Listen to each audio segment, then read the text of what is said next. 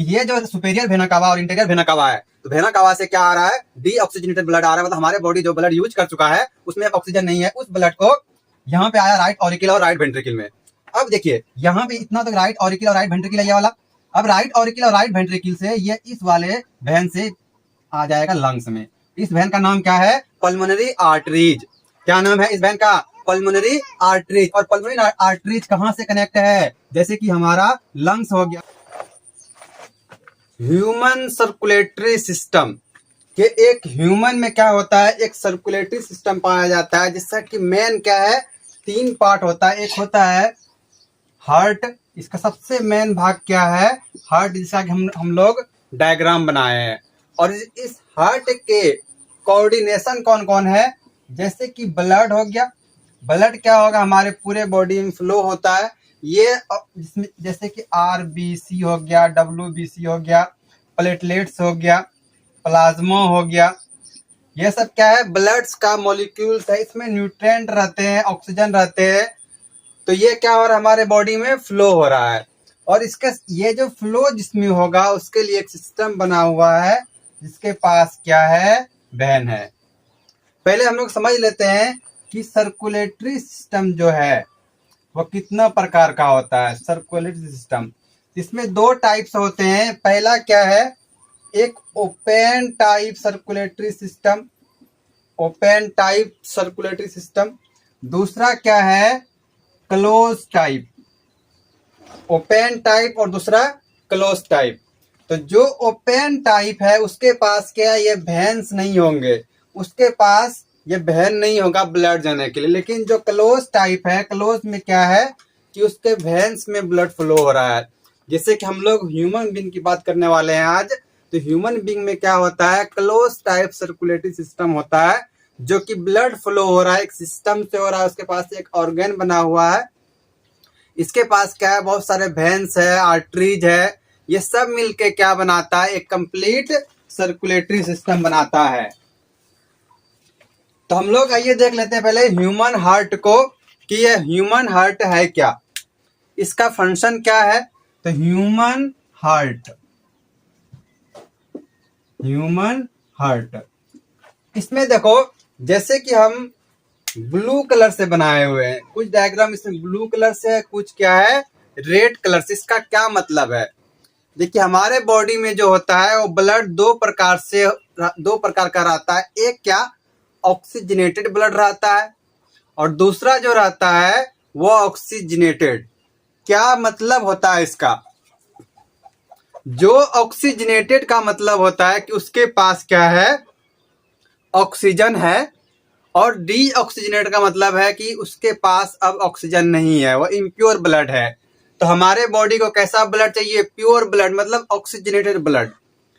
तो ये जैसे कि ये वाला पार्ट है सुपेरियर वेना कावा, जितना कि ये ब्लू कलर से बनाए हुए हैं ना, यहाँ से यहाँ ऐसे, 1 मिनट देखिए, यहाँ से ये आया है, ऐसे ऐसे यहाँ से चला गया, ये कहाँ जा रहा है, यहाँ पे हमारा लंग्स है। अभी समझिएगा आराम से। तो सुपेरियर वेना कावा से क्या हो रहा है कि हमारे बॉडी से डी ऑक्सीजनेटेड ब्लड आ रहा है, ठीक। और ये वाला क्या है, राइट ऑरिकल, और नीचे है राइट वेंट्रिकल। समझिए एकदम बढ़िया से। हमारा हार्ट जो है वो कितना चेम्बर है, 4 चेम्बर। एक क्या है, राइट ऑरिकल, दूसरा राइट वेंट्रिकल, और इधर लेफ्ट ऑरिकल और लेफ्ट वेंट्रिकल। तो 4 चेम्बर है हमारा। जैसे कि हम लोग कहीं बैंक में जाते हैं तो वहाँ अलग अलग खाचा बना, अलग अलग चेम्बर बना होता है। तो वही उसी तरह से हमारे बॉडी में जो हार्ट है वो कितना चेम्बर का बना हुआ है, 4 चेम्बर का बना हुआ है, जो कि लेफ्ट साइड में 2 चेम्बर रहता है और राइट साइड में 2 चेम्बर। तो जो राइट साइड में राइट ऑरिकल और राइट वेंट्रिकल है, इसमें क्या रहता है, डी ऑक्सीजनेटेड ब्लड। जैसे कि बताया कि सुपेरियर वेना कावा से क्या होगा, ब्लड आएगा हमारे बॉडी से, कहाँ आएगा, हार्ट के पास। लेकिन कैसा ब्लड आएगा, डी ऑक्सीजनेटेड ब्लड। आइए देखिए कि जैसे यहां से क्या हो रहा है, deoxygenated blood right auricle के पास आया, और दूसरा क्या, इंटीरियर वेना कावा, यहां से भी हमारे बॉडी में क्या जाएगा, डीऑक्सीजनेटेड ब्लड। तो देखो पहले राइट ऑरिकिल में आया, और राइट ऑरिकिल के बीच में एक भल्ब पाया, मतलब जो ब्लड को रोकता है उसका नाम है ट्रिकस्पिड भल्ब। ये भल्ब क्या करेगा, कुछ देर तक रोक के रखता है, फिर प्रेशर पड़ने पे ब्लड को नीचे भेजेगा।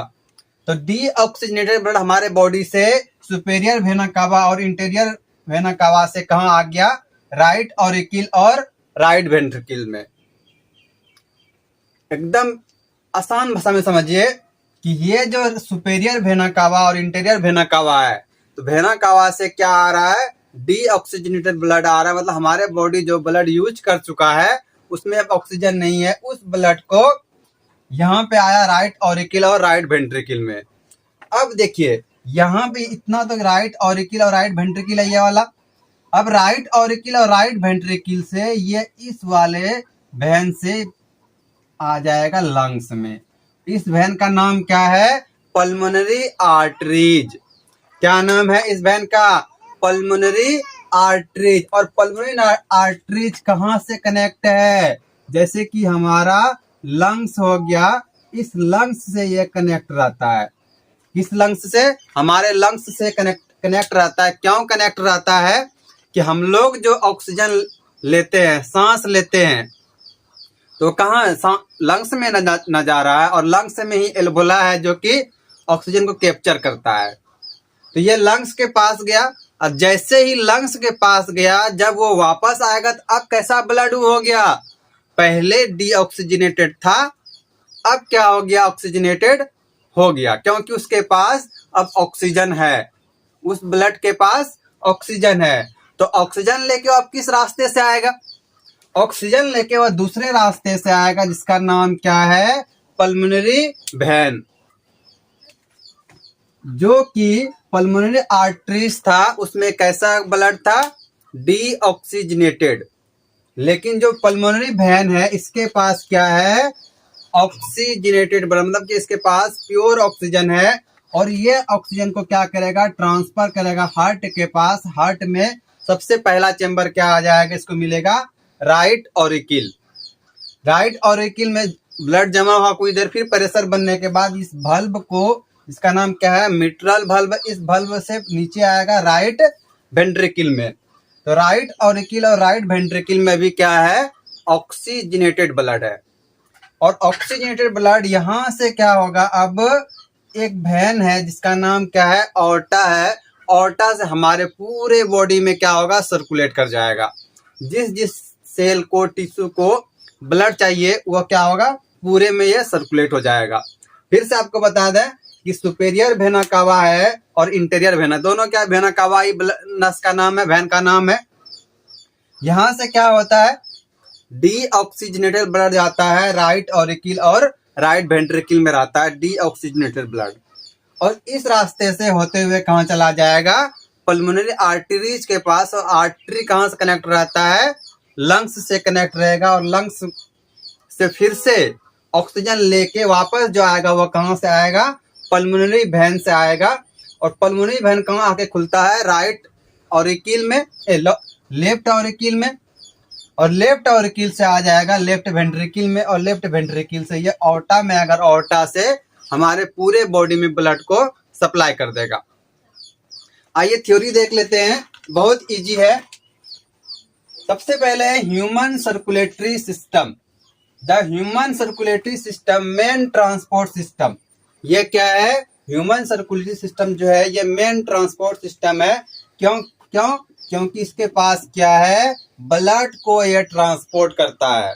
और ब्लड के साथ साथ ही चाहे वो ऑक्सीजन हो, ये फिर क्या, फूड हो, ये हार्मोन्स हो, ये सब क्या हो रहा है, इसी ब्लड के थ्रू हमारे बॉडी में सर्कुलेट कर रहा है। किसी सेल को, किसी टिश्यू को, किसी भी ऑर्गेन्स को अगर इनमें से ऑक्सीजन चाहिए, फूड चाहिए, ये हार्मोन्स चाहिए, तो किसके थ्रू उसको ट्रांसफर करेगा, किसके थ्रू ट्रांसपोर्ट करेगा भाई, तो वो है हमारा सर्कुलेटरी सिस्टम। सर्कुलेटरी सिस्टम का जो मेन भाग है वो क्या है, हमारा हार्ट हो गया, ब्लड हो गया, और वेन हो गया, ये तीन मिलके हमारा क्या बनाता है, कंप्लीट सर्कुलेटरी सिस्टम।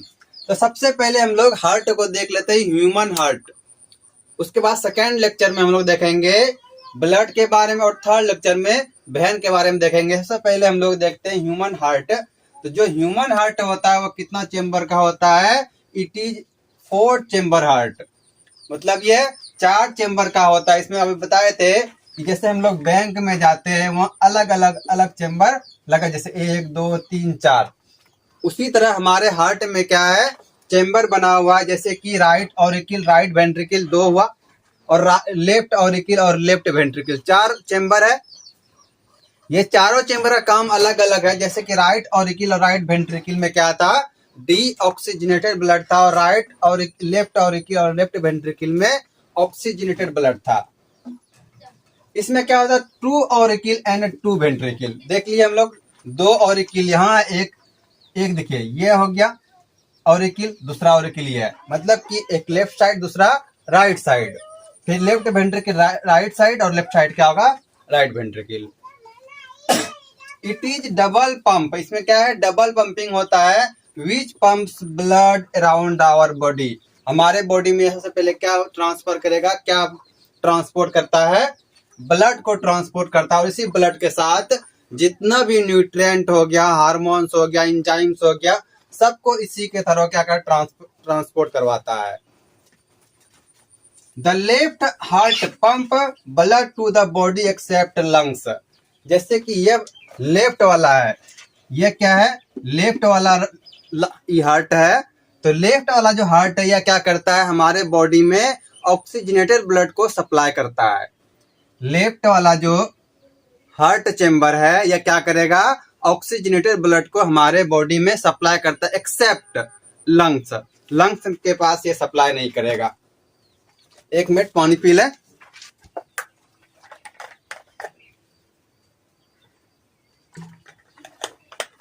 चलिए, उसके बाद आता है कि द राइट साइड हार्ट, मतलब इधर ये राइट वाला, ये राइट ऑरिकल और right ventricle. The right side of heart only pump blood into the lungs. Left and right heart separated from septum. इन दोनों को समझिएगा। अभी आप लोग को बताए थे हम कि जैसे क्या राइट ऑरिकल और राइट वेंट्रिकल है, यह क्या करता है, ब्लड को सप्लाई करता है कहाँ, लंग्स के पास। और लेफ्ट ऑरिकल और लेफ्ट वेंट्रिकल क्या करेगा, ये ब्लड सप्लाई करता है हमारे बॉडी को। लेकिन बीच में एक दीवार है जिसका नाम क्या है, सेप्टम है। और यह सेप्टम क्यों दिया गया है, यह दीवार क्यों दिया गया है पूरे हार्ट में, ताकि राइट ऑरिकल और राइट वेंट्रिकल जो है इसमें डीऑक्सीजनेटेड ब्लड है, और राइट ऑरिकल और लेफ्ट ऑरिकल और राइट वेंट्रिकल में क्या है, ऑक्सीजनेटेड ब्लड है।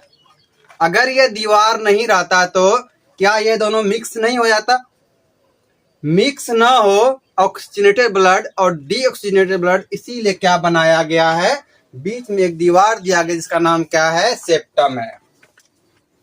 This separation is important to avoid mixing the deoxygenated blood and oxygenated. इन दोनों को मिक्सिंग ना हो, इसीलिए क्या बनाया गया है, सेप्टम बनाया गया है। इसके बाद हम लोग पढ़ेंगे ब्लड के बारे में कि ब्लड कितना प्रकार का, जैसे कि आरबीसी, डब्ल्यूबीसी, प्लेटलेट्स, प्लाज्मा। उसके बाद आर्टरी के बारे में पढ़ेंगे।